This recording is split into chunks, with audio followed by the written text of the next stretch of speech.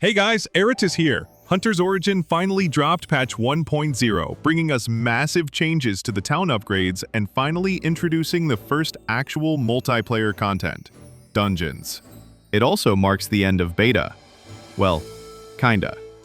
Anyway, without further ado, let's break down what this patch brings to the game. Let's start with town upgrades. First off, all three upgrades are now account-wide. The bank already was, but the trainer and the mount tamer were character-based until now, so their value in the long run has inherently increased. The benefits themselves got buffed too, bank and trainer in particular. Now, not only do they give gold and XP passively, but they also come with new active bonuses, impacting gameplay directly.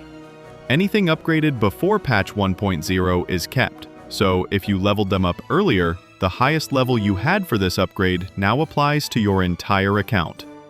The costs also got changed. Bank costs more to max out now, but the trainer costs less.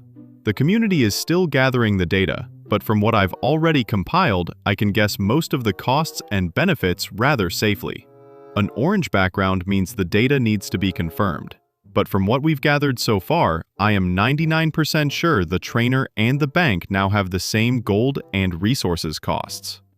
As always, you can find the full chart in my spreadsheet linked in description. I'll update it as people keep sending their screenshots until we have everything. With the data we got, there are two main takeaways from these changes. First, the buffed gold gain from bank and the active benefits both bank and trainer mean they're now worth upgrading, but don't rush them. Seriously, there's still big gold and resources sink, so don't cripple your progression for that. It's just not worth it. Think of it as a long-term goal, not an urgent grind. I would say don't concern with it until you've got your first character near the end of the storyline, in the early 30s. The second one ties directly into my previous gold guide video and other recent changes since it was uploaded. Do not sell materials anymore unless in an absolute pinch, like if you need some gold urgently for something like your second evolution if it's absolutely bombastic. And even in that scenario, I'd only sell, let's say, beechwood, due to how easily available it is while still boasting some decent resale value. They're not used before upgrade level 15 anyway, but you'll need thousands in the long run. Let's break down these changes in detail, starting with the trainer. The offline XP now applies to all characters as long as they're disconnecting in town through the exit menu. Make sure you see this pop-up to trigger it. The amount of offline XP itself hasn't changed, but how much each character can get is now capped at 20% of the XP it needs to level up. For example, going from level 10 to 11 takes 65,000 XP in total, so the offline XP won't exceed 13,000 in a single AFK session. That progress bar won't ever go up more than 20% at once.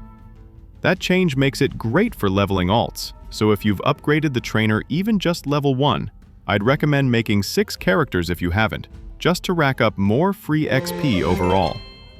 A new addition is the XP bonus from monsters. Each level increases the XP you get from killing monsters by 0.4%, up to, I assume, 10% at max level. Or at least that's what the text says. I'll save you the details, but I've done enough testing to say for sure it works on quest XP and the offline XP itself. I'm assuming it actually works like VIP and just boosts XP from every source. But given how the text in the menu here says XP from monsters, I guess it's a bug that'll be fixed soon. Knowing Boombug now, probably gonna happen shortly after I've released this. Anyway, moving on. A hidden benefit of the trainer is the new submap it unlocks inside of Archer's Pond, the training fields. It's divided into multiple sections which unlock as you level up the trainer. I think one section every 5 levels. The first sections contain training dummies with 1 million HP each. The ones in this one even come with a DPS meter, which is amazing. I just hope it's more accurate than the one in Hunt Royale's try mode.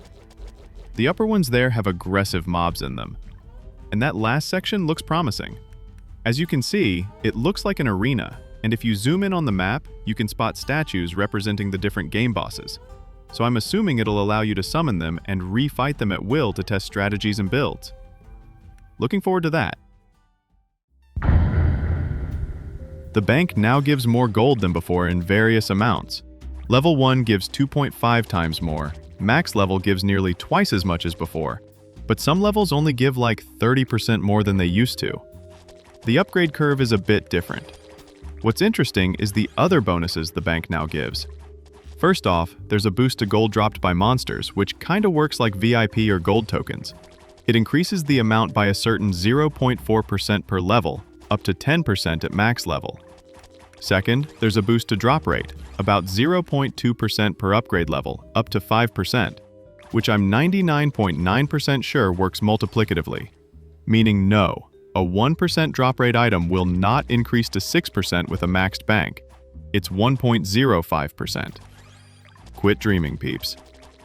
And finally, the cashback bonus refunds a small percent of the gold equivalent of your purchase's value in the in-game shop.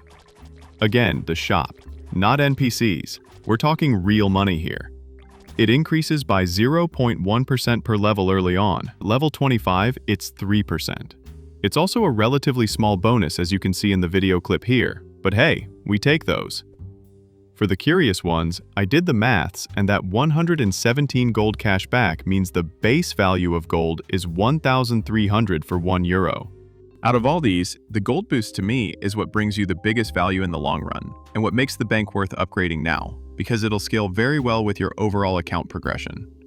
The more characters you get, the more boss rotation you can do in a day, the more this bonus will outshine the passive gold income. And finally, the Mount Tamer upgrades are a very mixed bag. Now every level increases move speed while riding a mount by 5%, up to level 5, so max plus 25% move speed bonus. But before the update, level 1 gave you 20% move speed, and each subsequent level gave 2% more, so that's clearly a big nerf of the early levels. What's new, besides being account-wide, is that it increases the rarity of mounts you can purchase from Thomas the Stableman using gold, with an epic black dragon available at upgrade level 3 for 200,000 gold, which is, to my knowledge, not obtainable in any other way yet.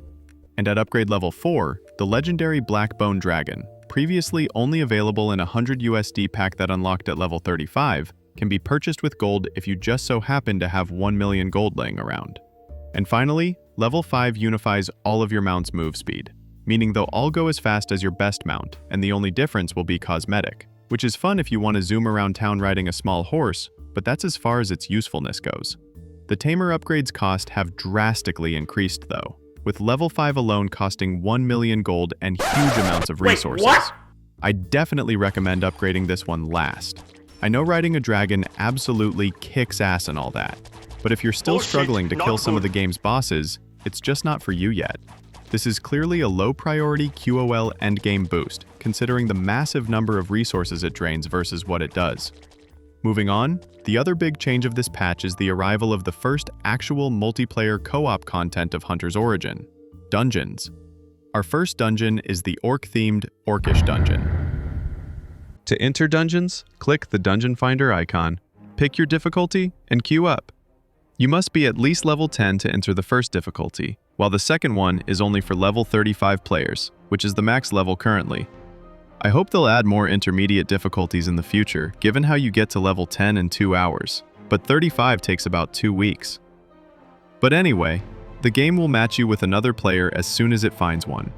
Just make sure you stay in town until then, because leaving will cancel matchmaking. Once you're inside, you'll need to complete the given tasks in time, mostly killing monsters of course, in order to progress. Each of these tasks has its own time limit, and if the timer runs out, you'll have to leave the dungeon, so don't AFK. In total, you'll be killing 300 monsters in the heroic difficulty, and half that amount in the level 10 version, as well as 2 mini-bosses and 1 boss. All monsters and bosses can drop items, but no gold drop has been cited so far. The real reward you're after is those Orcish dungeon coins, which you can only get by clearing the level 35 version, and only if you have bonus rewards entries left. You get one every 2 hours, and can stack them up to 12, meaning you need to wait a little under 24 hours if you want them to refill completely. Note that these entries are account-wide, not tied to a specific character. If you're out of bonus entries, you can still enter the dungeon, but you won't gain any dungeon coins. The dungeon coins are used to buy legendary items from the dungeon shop, which you can find by talking to Dungeon Master Guntart, located in this house directly left of the town square. These items are exclusive to this shop. I'll keep my feedback about them for another video, but you can see some of their stats and make your opinion already. Also, from the early info the devs gave, the gear that drops from bosses in the dungeon itself is not the same, but rather similar to that of Dragon God for heroic difficulty instead. Now, let's set expectations clearly. As things stand currently, dungeons are mostly designed as an in-game content for players who are max level and have nothing to do. Level 10 is basically a tutorial run, and the real grind starts later. So if you're under 35, treat it as a preview, not your new daily obsession. Again, I'm hoping to see more intermediate difficulties, like maybe a level 25 version in the near future. Fingers crossed. The level 10 difficulty doesn't award any dungeon coin, only extra XP.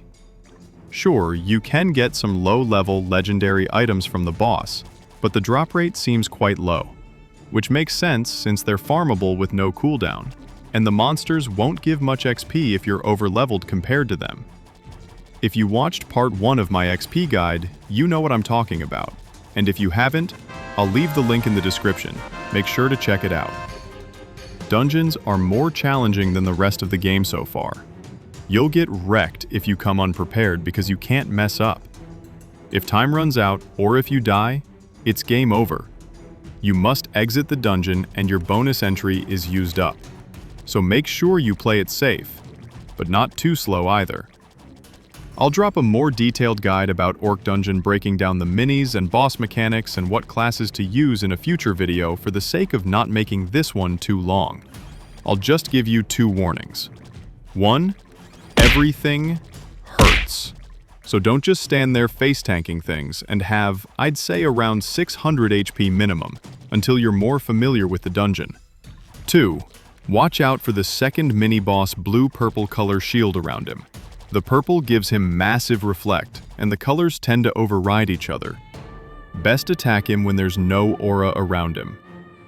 Please note the dungeon is only 2 players for now, as matches are hosted peer-to-peer, not on a server. That means sync issues are possible, and you and your partner could get disconnected from each other, even though it mostly works decently well. Also, at the time of writing the script, your partner's elemental damage and effects like multi-shot acquired from skill tree or items will not show, but this should be fixed with the next update. Don't be surprised if you see a plague doctor doing no poison damage, for example. Finally, before we move on, if your partner dies, the game will say they left. So if they hug monsters too close and suddenly leaves, chances are they got their ass kicked. And that's it for dungeons. For now.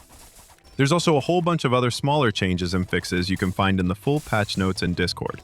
I won't cover everything, but most notably, we got a quick stash button in Storage UI to drop all your materials in storage, finally. A higher drop rate of epic and legendary items from common enemies. We're starting to see some screenshots of these drops on Discord.